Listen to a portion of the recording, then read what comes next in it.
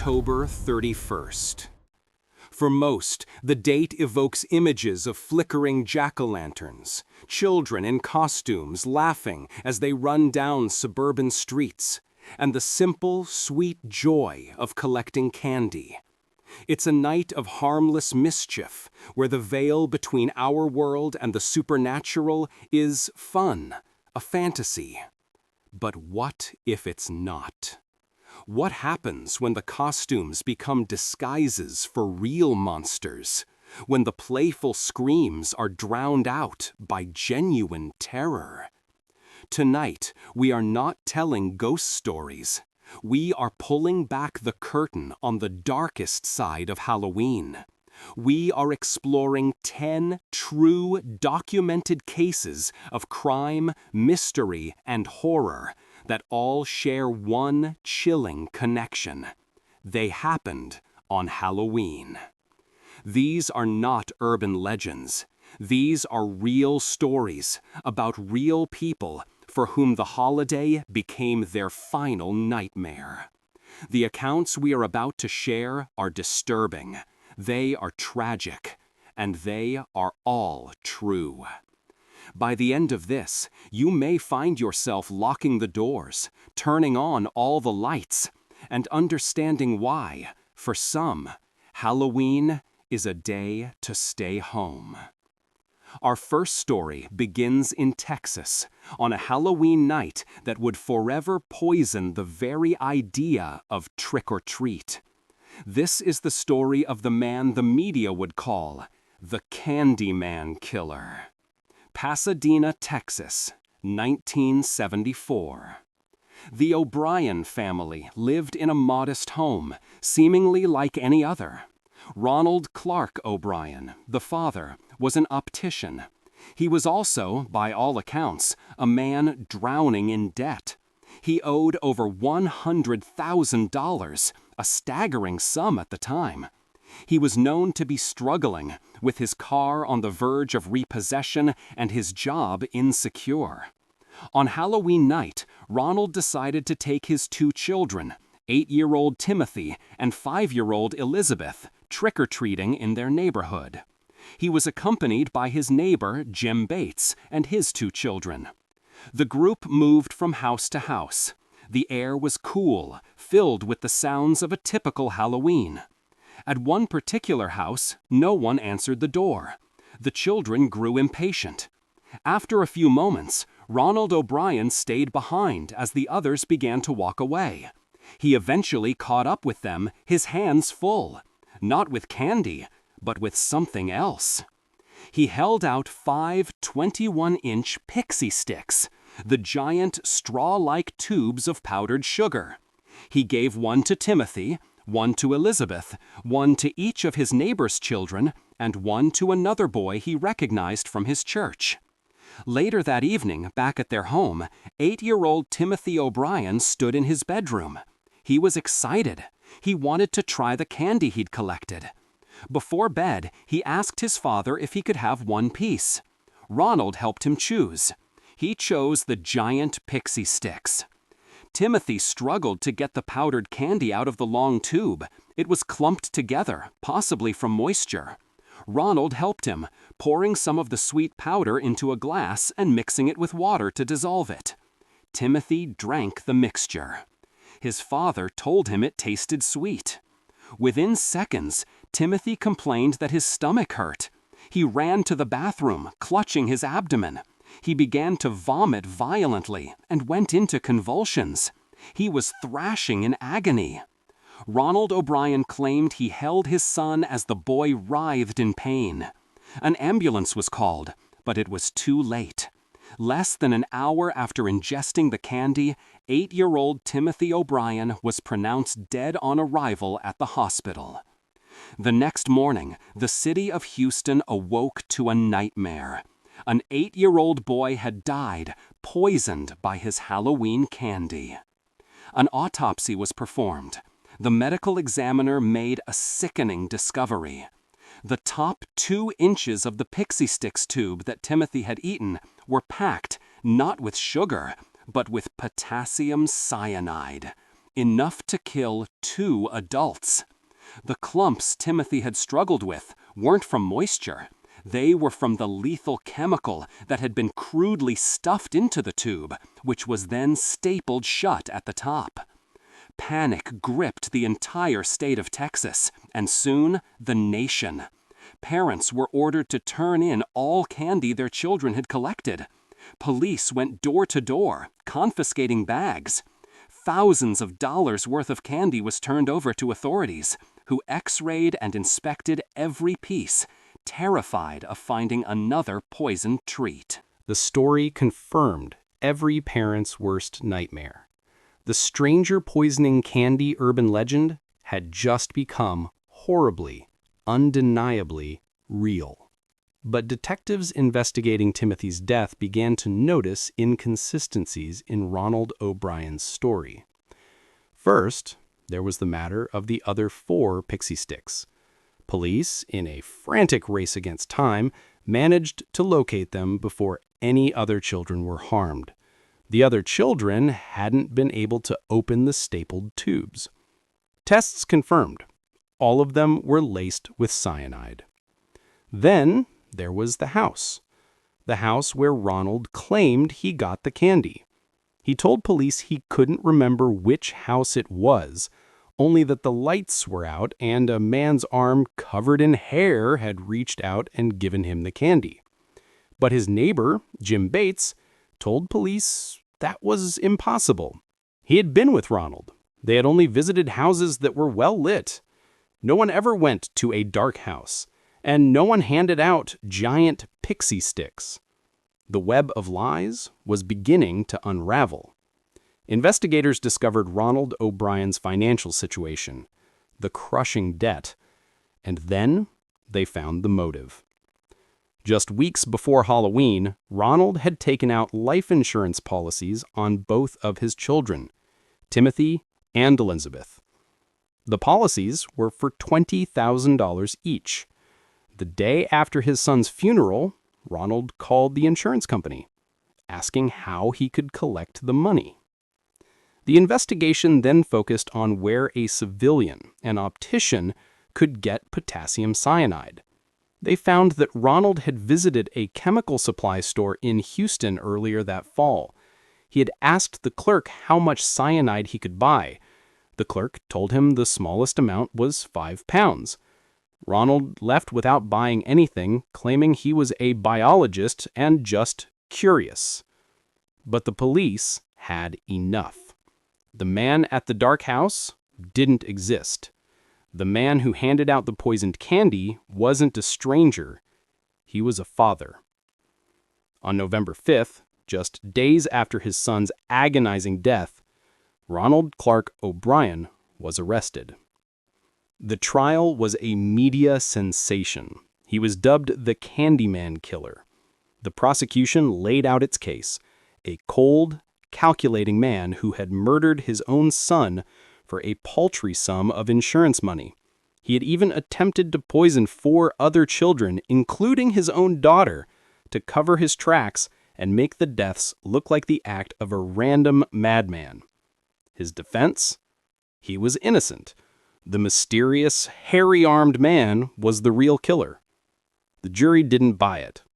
It took them only 46 minutes to find him guilty of capital murder and 4 counts of attempted murder. It took them just over an hour to sentence him to death. Ronald O'Brien maintained his innocence from death row for years. He became one of the most hated men in Texas. The other inmates, disgusted by the nature of his crime, the murder of a child, despised him. They nicknamed him the Pixie Sticks Man. On March 31st, 1984, nearly 10 years after he murdered his son, Ronald Clark O'Brien was executed by lethal injection. His last words were, "What is about to transpire in a few moments is wrong. This is an injustice. I am innocent." Outside the prison walls, a crowd had gathered. They had been celebrating, holding signs that said "trick or treat." When the execution was confirmed, they cheered. Timothy O'Brien is buried in a cemetery in Deer Park. His death changed Halloween forever, planting a seed of fear and paranoia that lingers to this day. Every year, when parents inspect their children's candy, they are participating in a ritual born from the horror of that one Halloween night in Texas, a night when the real monster wasn't wearing a mask. It's horrifying to imagine a monster living inside your own home. But sometimes the monsters are the ones waiting outside, disguised as part of the celebration. Our next story takes us to Halloween 1957 and a knock on the door that ended in a deadly mystery. It's horrifying to imagine a monster living inside your own home. But sometimes the monsters are the ones waiting outside, disguised as part of the celebration. Our next story takes us to Halloween 1979 in Southern California. It's a story that reveals how the anonymity of the holiday, the masks, and the chaos can provide the perfect hunting ground for predators of the most vicious kind. This is the story of Shirley Ledford and her encounter with the men infamously known as the Toolbox Killers. Lawrence Bittaker and Roy Norris. By October 1979, these two men were already in the midst of a 5-month reign of terror across Southern California. They were serial killers. Their method was to cruise the freeways and coastal roads in their silver 1977 GMC van, which they had chillingly nicknamed Murder Mac. Inside this van, they had outfitted a toolbox of horrors: pliers, ice picks, and hammers, all intended for one purpose: torture. They targeted young women and teenage girls. They had already murdered 4. Shirley Ledford, 16 years old, was their 5th and final victim. It was Halloween night. Shirley and her friends had been at a party. She was a typical teenager, enjoying the holiday. Sometime after midnight, now technically the early hours of November 1st, she was walking home in the dark. She was alone. This is when Murder Mac pulled up beside her. Bittaker and Norris offered her a ride. It was late, she was tired, and they likely seemed helpful. She got in the van. The doors locked. The nightmare began. For the next several hours, Shirley Ledford was subjected to unimaginable brutality. What sets the Toolbox Killers apart from many other murderers, what makes their case so profoundly disturbing, is not just what they did, but that they documented it. Roy Norris, it was later revealed, wanted to have a recording of their crimes. So, as they drove Shirley to a remote, dark street in Sunland, they turned on a tape recorder. For 17 excruciating minutes, the tape captured the sounds of Shirley Ledford's final moments. We will not play that tape. We will not repeat the words spoken.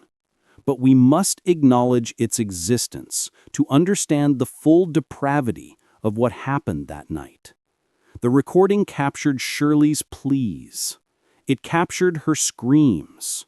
It captured her in her final desperate moments, realizing that the men who had picked her up were not just going to harm her, they were going to kill her. The tape recorded her begging for her life, her voice growing weaker and weaker, until she was finally silenced. They used the items from their toolbox, one by one. The horror of what she endured is beyond description. When they were finished, they strangled her with a coat hanger.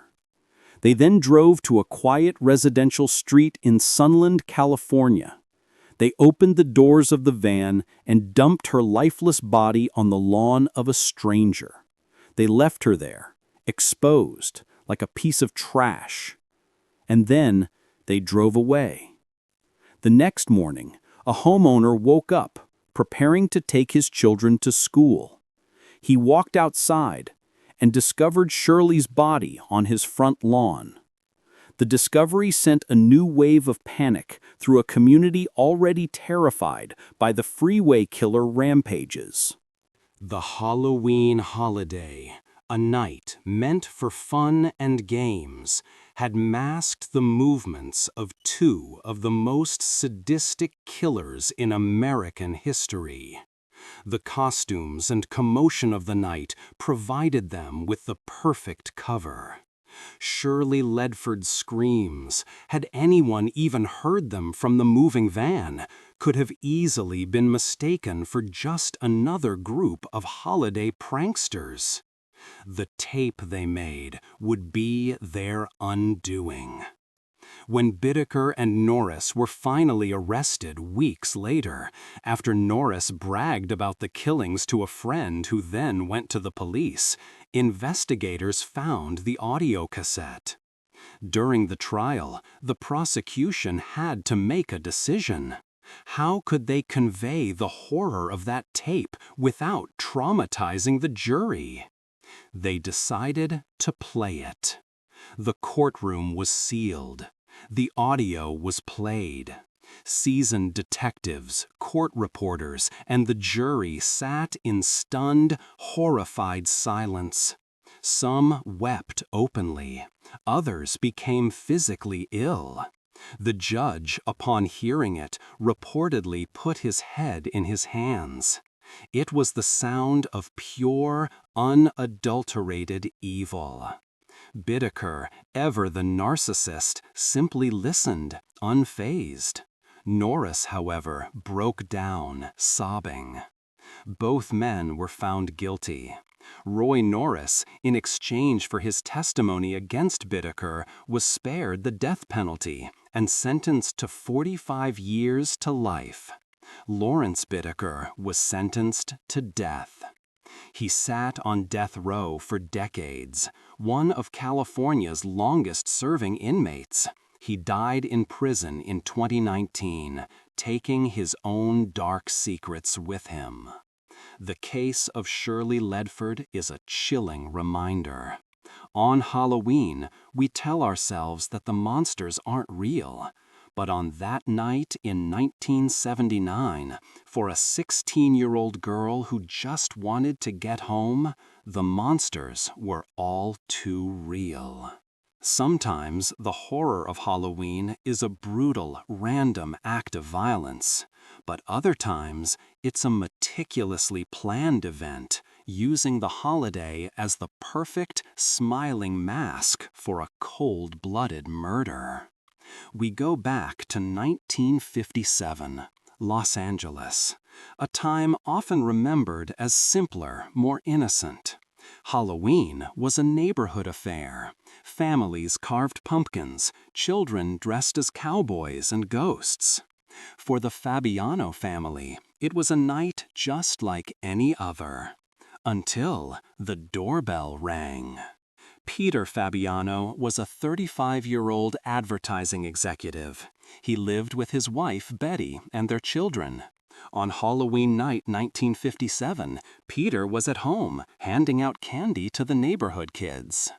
At around 7:30 p.m., the doorbell rang again. Peter went to answer it. His wife, Betty, was in another room, and his children were nearby. When Peter opened the door, he wasn't greeted by a group of small children. He was facing a single figure, average height, wearing a grotesque papier-mâché mask with a distorted face. The figure was holding a brown paper bag, the kind used for groceries. Peter likely assumed it was an older trick-or-treater, perhaps a teenager playing a prank. He spoke to the figure. "Well, who are you?" The masked person didn't speak. Instead, they raised the brown paper bag. A gunshot exploded through the quiet suburban street. Narrator: the figure had shot Peter Fabiano point blank in the chest. Peter staggered backward, clutching his heart, and collapsed onto the floor. The masked assailant turned and fled into the night, disappearing into the crowds of other costumed children and adults. Betty Fabiano, hearing the shot, ran to the front of the house. She found her husband bleeding out on the entryway floor. She screamed. By the time police and paramedics arrived, it was too late. Peter Fabiano was dead. The investigation was immediately baffling. This was not a robbery. Peter's wallet was untouched. Nothing was stolen from the house. This was an execution. But who would want Peter Fabiano dead? He was, by all accounts, a well-liked man with no known enemies. Police were stumped. Their only lead was the description of the killer, a person of average height, wearing a strange mask, carrying a paper bag. On any other night of the year, this would be a crucial, bizarre clue. On Halloween, it was useless. The killer had blended in perfectly. They had walked up to the door, committed murder, and vanished. The mask was the perfect disguise. The paper bag, which concealed the gun, looked like a trick-or-treat bag. The case went cold. For months, it seemed like the perfect, unsolvable crime. The police, however, had one nagging thread. They began to look closer at the Fabianos' social circle, and they found Joan Rabel. Joan Rabel was a close friend of Peter's wife, Betty. So close, in fact, that investigators began to suspect their relationship was more than just friendship. They believed the two women were in a secret romantic relationship, a deeply taboo subject in the 1950s. Joan Rabel, they learned, was fiercely, obsessively protective of Betty. Investigators started to build a new theory. This wasn't a random act. This was a crime of passion. Joan Rabel, they suspected, wanted Peter out of the picture so she could have Betty all to herself. But Joan Rabel had an alibi for Halloween night. She wasn't the shooter. If she was the mastermind, who pulled the trigger? Police dug into Joan's life, and they found Goldine Pizer. Goldine Pizer was a woman with a troubled past and a known association with Joan Rabel. When detectives brought Pizer in for questioning, her story began to crumble. She finally confessed to the entire plot. Joan Rabel had convinced Goldine Pizer that Peter Fabiano was a cruel, abusive husband who was making Betty's life a living hell. This was, by all accounts, a complete fabrication. But Pizer, perhaps manipulated by Rabel, believed it. Rabel's plan was chillingly simple. She would pay Pizer $2,500 to scare Peter. Pizer claimed she never intended to kill him, only to frighten him. And what better night to scare someone than Halloween? Rabel provided the gun. She provided the mask. She instructed Pizer on what to do. Pizer, dressed in the costume, went to the Fabiano house, rang the bell, and when Peter opened the door, she shot him. The trial was a sensation, somber, and builds suspense. Speak slowly, allowing the weight of the words to sink in. When describing dialogue or events, add a slight chilling variation in your pace. This is not a fun, spooky story. It's a true crime documentary. The trial was a sensation, a story of obsession, manipulation, and a love affair gone wrong, all hidden behind the innocent facade of suburban life. Goldine Pizer, the shooter, was convicted of second-degree murder and sentenced to 5 years to life. Joan Robel, the mastermind who had used Halloween as a weapon, was convicted of first-degree murder. She was sentenced to life in prison. Betty Fabiano, the woman at the center of the deadly triangle, denied any romantic relationship with Joan Robel. She also denied any knowledge of the murder plot. She was never charged with a crime. The murder of Peter Fabiano remains a testament to a different kind of Halloween horror, not one of random chance, but of calculated evil, an evil that knew exactly how to use the traditions of the holiday to hide its face. A mask, a knock on the door. It's the foundation of the holiday. It's also, as we've seen, the foundation of a perfect murder. But what happens when the horror isn't at your door, but on your street? What happens when a young boy, dressed as a skeleton, goes out for candy and never comes home? Our next story is an unsolved mystery. A mask. A knock on the door. It's the foundation of the holiday. It's also, as we've seen, the foundation of a perfect murder. But what happens when the horror isn't at your door, but on your street?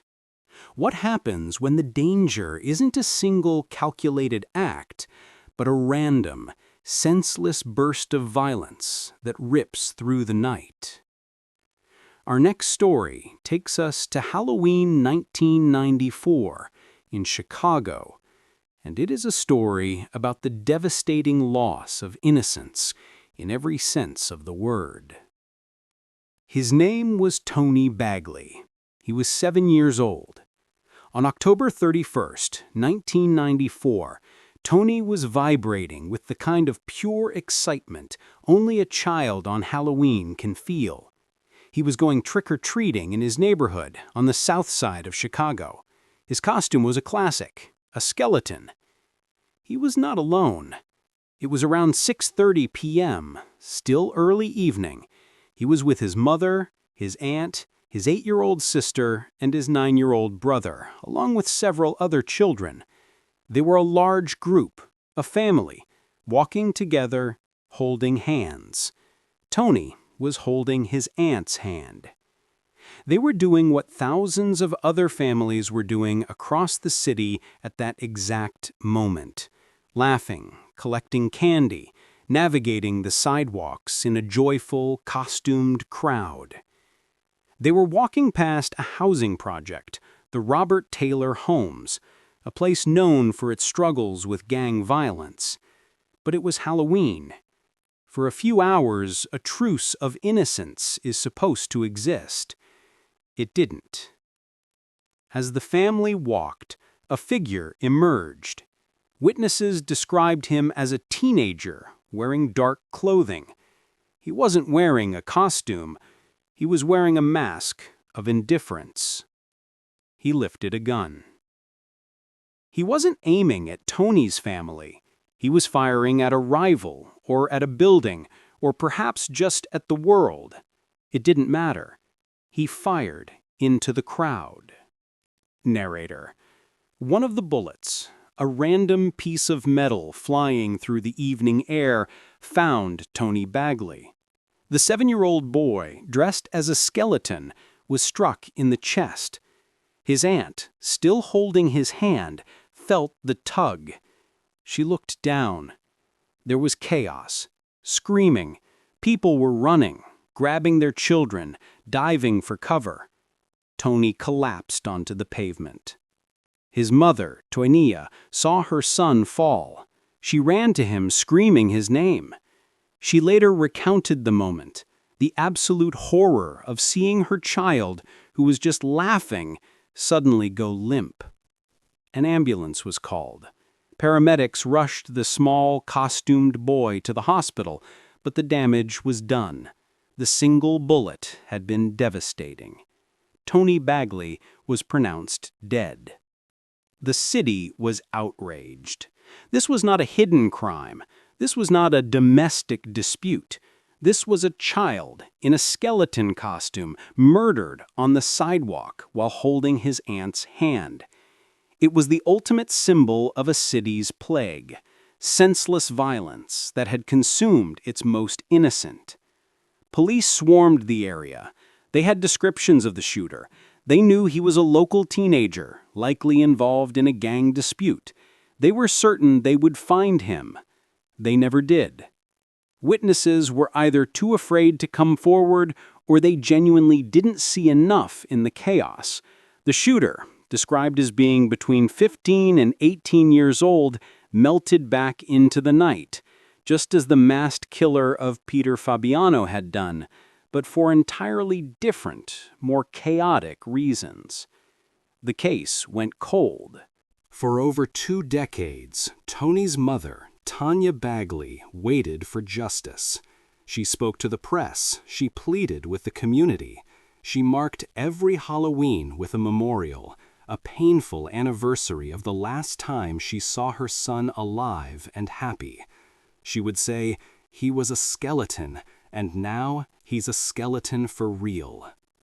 The case of Tony Bagley is a different kind of Halloween horror. It's not about the supernatural or the calculating or the bizarre. It's about the all-too-real. It's about the horrifying realization that the monsters we should be most afraid of don't need costumes. They walk among us every day. And on Halloween, their random, tragic violence is just harder to see. To this day, the murder of 7-year-old Tony Bagley remains unsolved. The teenage gunman, now a middle-aged man, was never caught. The horror of Tony Bagley's story is in its brutal, sudden reality. But what about a horror that is the exact opposite? What if a tragedy was so slow, so surreal, that it was mistaken for a joke?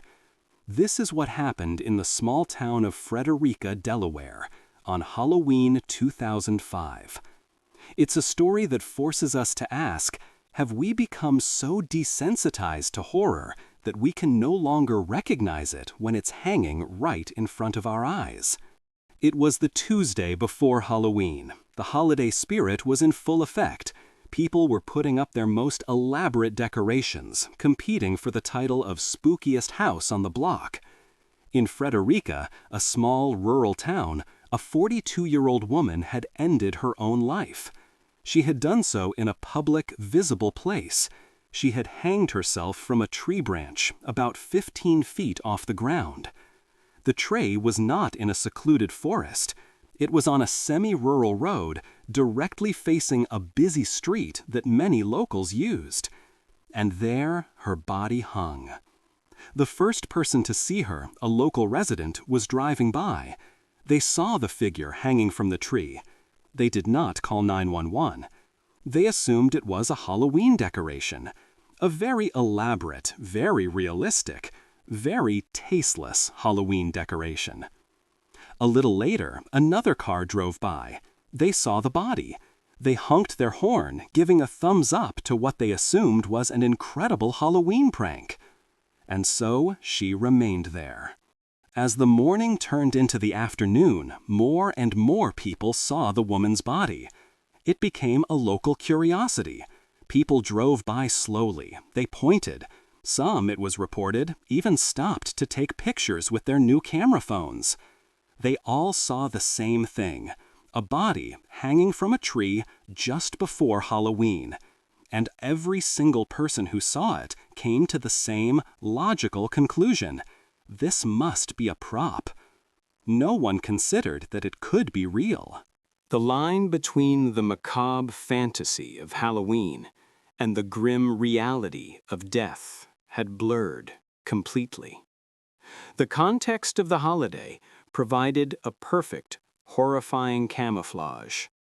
It wasn't until 3 p.m., after the body had been hanging there in plain sight for nearly 15 hours, that someone finally realized the truth. A resident who lived nearby, who had also seen it earlier and dismissed it, took a closer look. The lack of movement, the stillness, something was wrong. They called the police, not to report a body, but to report a tasteless decoration. When police arrived, they quickly determined this was no prank. This was a human being, a 42-year-old woman who had been hanging there all day, her death observed by dozens, perhaps hundreds, of people who thought she was a part of the show. The town was horrified, and not just by the death itself. They were horrified by their own reaction. The story was picked up by national news. It became a dark parable for the modern age. How, as a society, could we mistake a real-life tragedy for entertainment? The answer, it seems, is simple. On Halloween, we are conditioned to expect the grotesque. We pay to be scared. We celebrate the fake. The holiday creates a filter over our eyes. That woman's death was a quiet, personal tragedy that became a public psychological horror. It proved that sometimes the most terrifying thing isn't the monster in the dark. It's our own inability to see the horror that's right in front of us in the broad daylight. Hiding in plain sight is one kind of terror. But what about the opposite? What about vanishing into thin air? A party is a place of noise, crowds, and celebration. On Halloween, it's a sea of masks and identities. It's a place to get lost in the fun. For one young man, it was a place he got lost forever. Our next story takes us to Halloween night, 1982. In Fort Wayne, Indiana, the unsolved case of James Adamski. James, known as Jim to his friends, was 18 years old. He was at a popular age, navigating the space between high school and adulthood. Like many his age, Halloween was a major event, a night for a big party. The party was being held at the Swiss House Ski Lodge, a locally famous spot. It was the place to be on Halloween in 1982. Hundreds of young people were there. Jim went to the party. He was in costume. Reports from the night describe him as wearing a trench coat, though some have called it a flasher costume, likely meant as a joke. He was seen at the party, mingling, talking to friends, but at some point in the night, things took a turn. According to witnesses, Jim got into an argument. It's unclear what the argument was about or who it was with. Some reports say it was a scuffle with another partygoer. Other reports say it was an argument with the staff or bouncers. The result was the same. Jim Adamski was either kicked out of the party or he left on his own in anger. He stormed out of the Swiss house into the cold October night. He was never seen alive again. When Jim didn't come home, his family wasn't immediately alarmed. He was 18. It was a Halloween party. It was assumed he stayed at a friend's house. But when a day passed, and then 2, his family reported him missing. Police began to investigate. They went to the Swiss house. They interviewed his friends, other partygoers. The story was hazy. Yes, he was there. Yes, there was an argument. But in the chaos of a massive Halloween party with hundreds of people in masks, no one could provide a clear, definitive timeline. No one saw where he went. No one saw him get into a car. He had simply vanished. For weeks, his family and police searched. They combed the woods and fields around the ski lodge. They found nothing. The Indiana winter set in. The search became more difficult. The case grew colder, buried under the first snows. It wasn't until December 22nd, nearly 2 months after Halloween, that a man walking his dog in a wooded area about a mile from the Swiss house made a grim discovery. He found a body, partially buried in a shallow grave. Police were called to the scene. The body was exhumed. It was James Adamski. The most chilling detail of all? He was still wearing the trench coat costume from the Halloween party. An autopsy revealed he had not died of exposure. He had been murdered.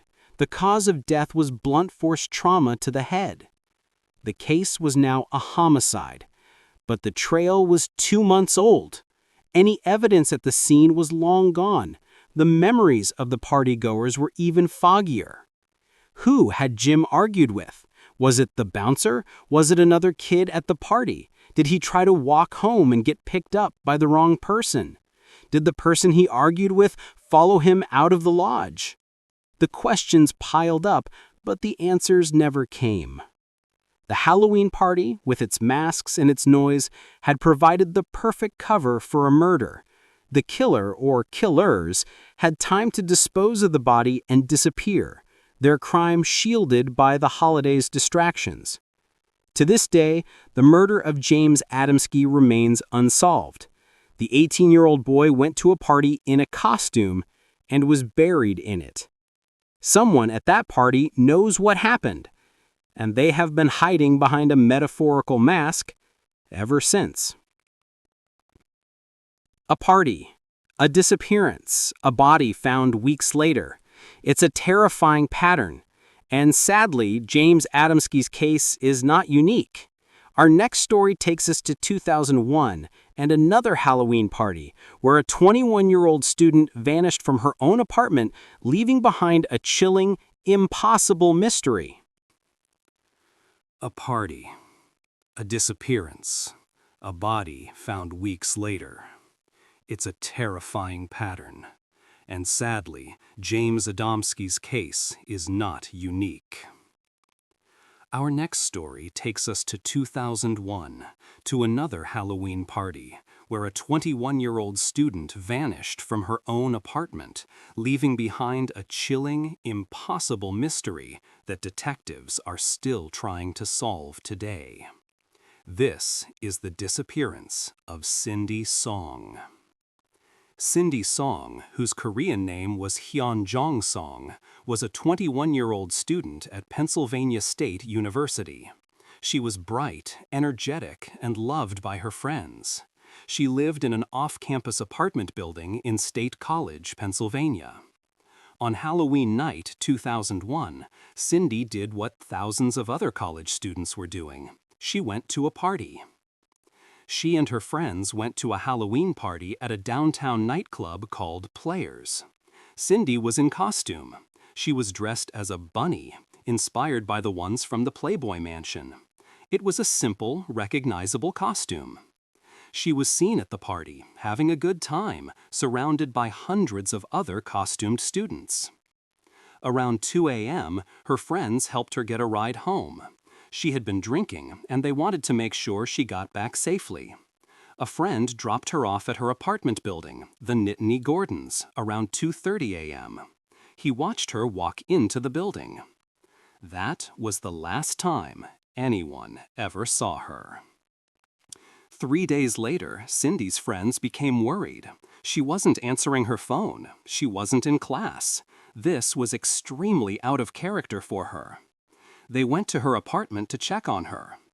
When they arrived, the door was locked. They convinced the building manager to let them in.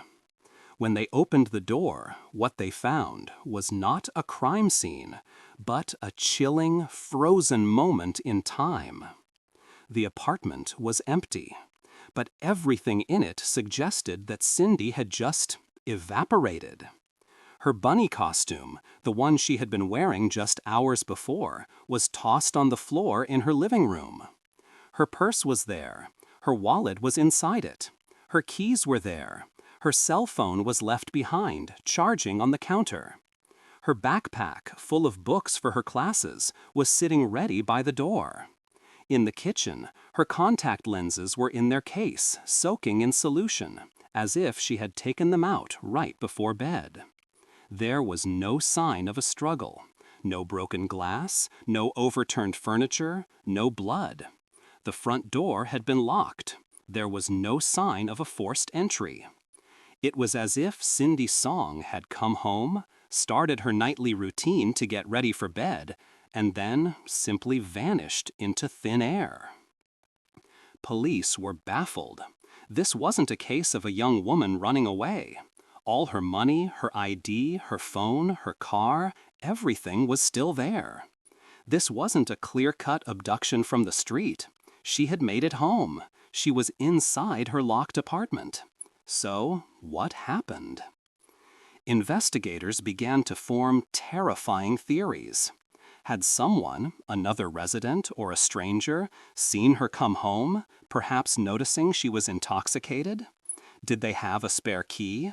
Did they knock on her door, pretending to be a friend, and did she, in her state, let them in? Or was there a more sinister possibility? Police turned their attention to a man who had been at the same Halloween party. His name was Paul C. Weekly. He was a local man with a known criminal history. Witnesses reported that he may have been pestering Cindy at the club that night. But there was no hard evidence linking him. The case grew cold. For 2 long years, there was nothing. Just a silent apartment and the agonizing questions of her family. Then, in 2003, a new horrifying lead emerged. It came from that man, Paul C. Weekly. He was now in jail for an unrelated arson. He began to talk, and he told a fellow inmate a story. He claimed that he and another man, Hugo Selensky, had abducted Cindy from her apartment on Halloween night. He said they took her to Selensky's house, and there, they killed her. He claimed they buried her body in Selensky's backyard. Narrator: this was the break police had been waiting for, but it was also a story coming from a known criminal, a jailhouse informant. Hugo Selensky, the man he named, was a notorious figure. He was already under investigation for multiple other murders. His backyard, in a town called Dallas, Pennsylvania, was a grim, known location. Police had already searched it and found the remains of at least 5 other people. It was a house of horrors. Based on this new testimony, investigators swarmed Selensky's property again, this time specifically looking for Cindy. They dug up the yard. They used ground-penetrating radar. They searched for days, sifting through the dirt that had already given up so many dark secrets. They found nothing. No trace of Cindy Song. Weekly's story, as detailed and horrific as it was, could not be proven. Was he lying, trying to get a better deal for himself by inserting himself into a high-profile case?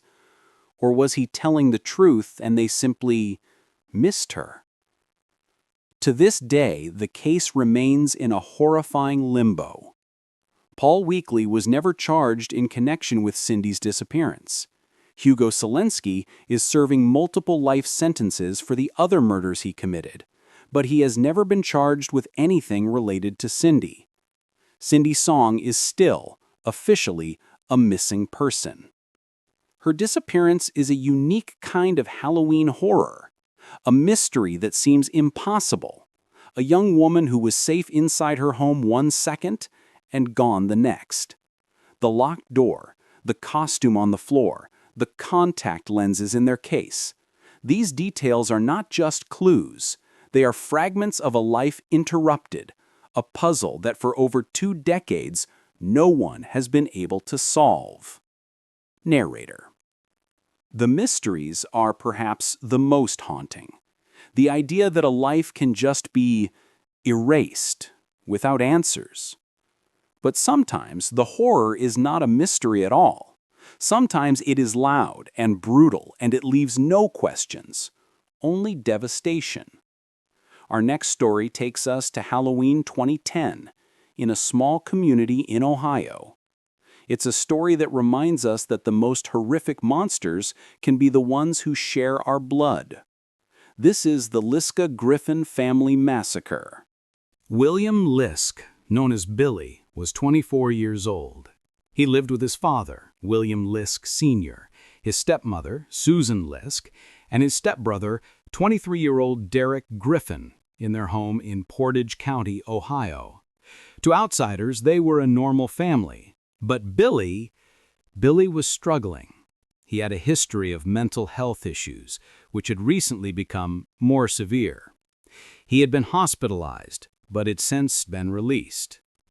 It was Halloween weekend. October 31st, 2010, fell on a Sunday. The day before, on Saturday, Billy attended a Halloween party. He seemed fine, or at least as fine as he ever did. He wore a costume. He interacted with people.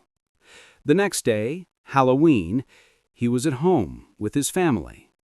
What happened next inside that house is a blur of unimaginable violence, pieced together by police from the horrific scene they would later discover.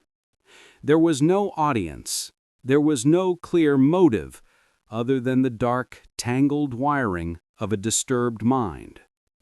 At some point on Halloween, Billy Lisk took a .22 caliber rifle. He found his 61-year-old father, William Sr., and shot him. He found his 46-year-old stepmother, Susan. He shot her. He found his 23-year-old stepbrother, Derek, who is reportedly disabled and often used a wheelchair. He shot him, too. He didn't stop there. He also shot the family's 3 dogs. In a few brutal moments, Billy Lisk had executed his entire family and the only other living creatures in the house. Narrator. After the massacre, Billy got in his father's van, and he drove. The next day, November 1st, a relative grew concerned. They hadn't heard from the family. They went to the house to check on them. They walked into a bloodbath. Police were called. The scene was one of total carnage. The 3 human victims, the 3 animal victims. It was a complete annihilation of a family. An immediate statewide manhunt was launched for Billy Lisk. He was the only one missing. He was armed, he was dangerous, and he was driving the family van. The search lasted for hours. Finally, using the van's OnStar system, police tracked the vehicle to a location about 80 miles away from the home. They found the van. They found Billy. He had parked the van in the driveway of a relative's home. As police cruisers and SWAT teams began to surround the vehicle, they realized the standoff was over before it began. Billy Lisk was in the driver's seat. He had turned the gun on himself. He was dead from a self-inflicted gunshot wound. The motive? The reason?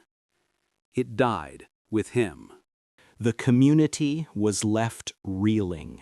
This wasn't a stranger. This wasn't a mystery. This was a son, a stepson, a brother. The backdrop of Halloween, the holiday of costumes and fake blood, served as a surreal and grotesque counterpoint to the real, sticky, horrific blood that had been spilled inside the Lisk home. While children outside were dressed as monsters, begging for candy, a real-life horror born from mental illness and rage had consumed an entire family. It's a stark reminder that the scariest demons are often the ones that live inside us.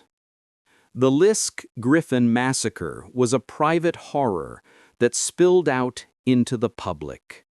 But what about a horror that is so public it's mistaken for a performance?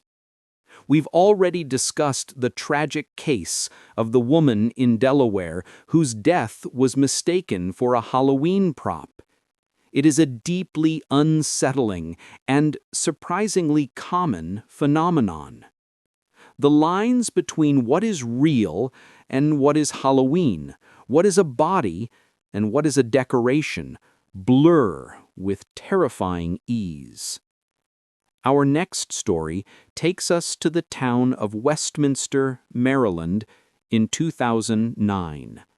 It's another case of a tragedy hidden in plain sight.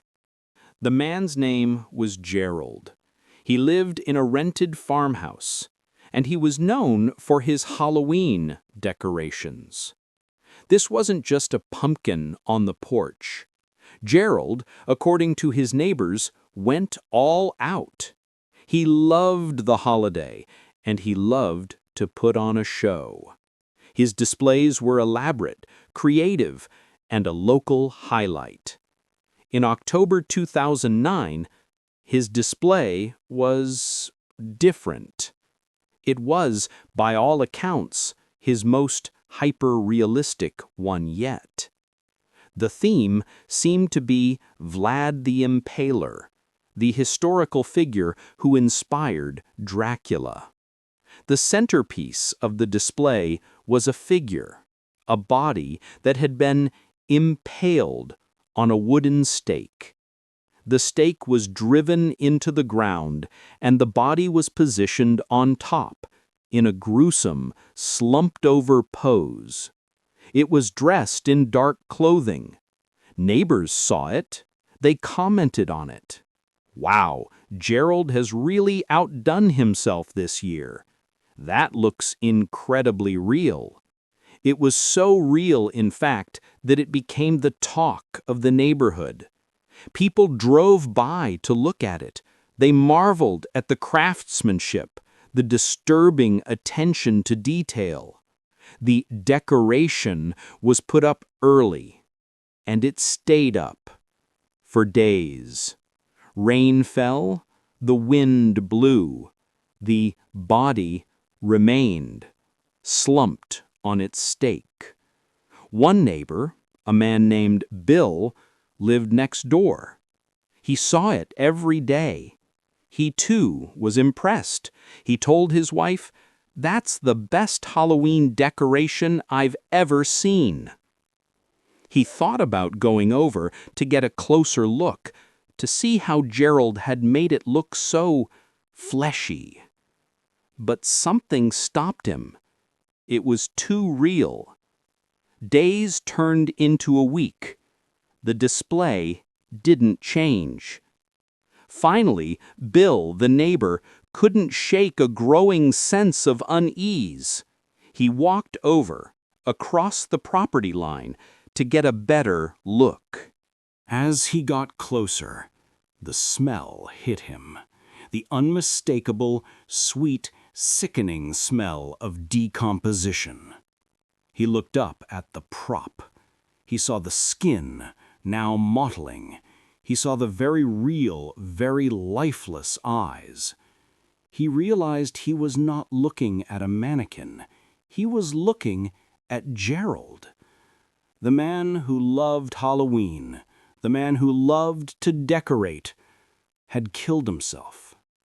He had managed to impale himself on the stake in a final, horrific act of self-destruction that was so theatrical, so grotesque, that everyone who saw it assumed it was theater. The neighbor, horrified, called 911. Police arrived. The news confirmed the nightmare. The 49-year-old man had taken his own life and in his final act had created the most terrifying Halloween display his neighborhood had ever seen. He had been hanging there, dead, on public display for a week. Hundreds of people had passed by. Cars, school buses, they had all pointed, they had all looked, and they had all seen a decoration. This story, like the one in Delaware, taps into a deep, primal fear, not just of death, but of being unseen. The horror of a tragedy that is so public it becomes invisible.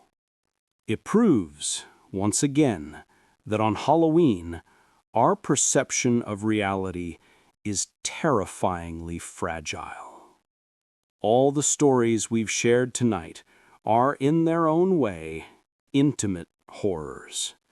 A poisoned child, an abducted teenager, a hidden body, a family destroyed, a personal tragedy mistaken for a prop.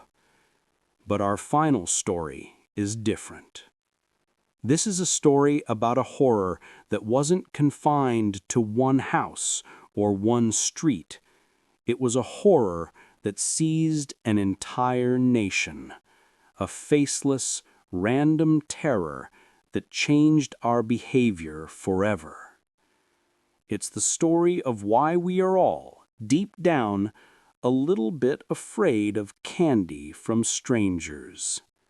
This is the story of the Chicago Tylenol murders and the Halloween of 1982 that never happened. It began on Wednesday, September 29th, 1982, in a suburb of Chicago. Mary Kellerman, a 12-year-old girl, woke up at dawn with a sore throat and a runny nose, a common cold. Her parents, concerned, gave her one extra-strength Tylenol capsule. Within hours, Mary Kellerman was on her bathroom floor, comatose. She was pronounced dead at 9:56 a.m. Doctors, baffled, initially suspected a stroke. The same day, in another suburb, a 27-year-old postal worker named Adam Yanis also felt sick. He took one Tylenol. He collapsed and died. His family, distraught and in shock, gathered at his home to grieve. His younger brother, Stanley, and his new wife, Teresa, came to the house. Complaining of headaches from the stress, they both went to the medicine cabinet, and they both took a Tylenol. Stanley died that same day. Teresa died 2 days later. In the following 24 hours, 3 more people in the Chicago area, Mary McFarland, Paula Prince, and Mary Reiner, all died sudden, inexplicable deaths. 7 people, all dead, all in the same 48-hour window. Investigators were frantic. What connected these people? They weren't related, they didn't know each other, they lived in different suburbs. 2 local firemen, reviewing the dispatch reports, found the single, terrifying thread. In every single case, the victims had taken extra-strength Tylenol right before they died. A bottle of Tylenol from one of the victims' homes was tested. The capsules were supposed to contain 500 milligrams of acetaminophen. Instead, they were packed with more than 10,000 milligrams of pure potassium cyanide, a dose 10,000 times greater than what is needed to kill a human being. Someone was lacing Tylenol, the most trusted brand of pain reliever in America, with cyanide and putting it back on store shelves for anyone to buy. The city of Chicago erupted into mass panic. Police, in a desperate move, drove through the streets using loudspeakers to issue a terrifying, unprecedented warning: do not take Tylenol. Stores were ordered to rip every bottle from their shelves. Johnson & Johnson, the maker of Tylenol, issued the first mass product recall in American history, pulling 31 million bottles worth over $100 million from circulation. The nation was gripped by a new kind of fear. This wasn't a person. This was a product. The killer was faceless, and their weapon was available in every medicine cabinet. And then the calendar turned to October. Halloween was just weeks away. The panic that had been focused on medicine bottles suddenly and naturally shifted. If a killer could poison Tylenol, what was to stop them from poisoning a chocolate bar, a pack of gum, a pixie sticks? The fear that had been sparked by the Ronald O'Brien case 8 years prior now exploded into a full-blown national firestorm. The poisoned candy urban legend was no longer a legend. It was a terrifying, immediate possibility. Across the United States, Halloween 1982 was, for all intents and purposes, canceled. Trick-or-treating was banned in dozens of cities. In places where it was still allowed, parents kept their children home. The streets, normally full of costumed kids, were empty and silent. The holiday was replaced with safe alternatives. Community centers and hospitals offered to X-ray candy bags. Churches held Halloween-free harvest festivals. It was the year Halloween died. The Tylenol killer was never caught. The case remains one of the most infamous unsolved crimes in American history. We still don't know who did it or why. Was it one person? A group? Was it an act of terror? A stock market manipulation? A random act of pure evil? We will likely never know. But the killer's legacy is permanent. They didn't just kill 7 people. They killed our collective innocence. They are the reason your Tylenol bottle is sealed with a foil top. They are the reason for tamper-proof packaging on almost everything you buy. And they are the reason that every October 31st, a shadow of fear follows children down the street. The Chicago Tylenol murders, though they happened in September, became the ultimate Halloween horror story, a story that proved, once and for all, that the mundane world can be just as terrifying as any ghost story. 10 stories, 10 real-life nightmares. We have traveled through a landscape of horror tonight, from a father's calculated greed, to a predator's van, to a killer in a mask, to the random violence of a bullet. We've seen the surreal horror of death hidden in plain sight and the impossible mystery of a person who simply vanishes. We've seen the demons inside a family and the faceless, random terror that can grip a nation. Halloween, as we said at the beginning, is a night where the veil is thin. It's a time we choose to be scared. We watch movies, we tell stories, we visit haunted houses, because in the end, we know that we are safe. We know the monsters aren't real. But the stories we've told tonight, they serve as a chilling reminder. They remind us that the greatest horrors are not supernatural. They are human. They remind us that the masks are not always made of plastic, that the disguises are not always costumes, and that the most terrifying thing in the world is, and always will be, what one human being is capable of doing to another. So this Halloween, by all means, have fun, celebrate, enjoy the fantasy.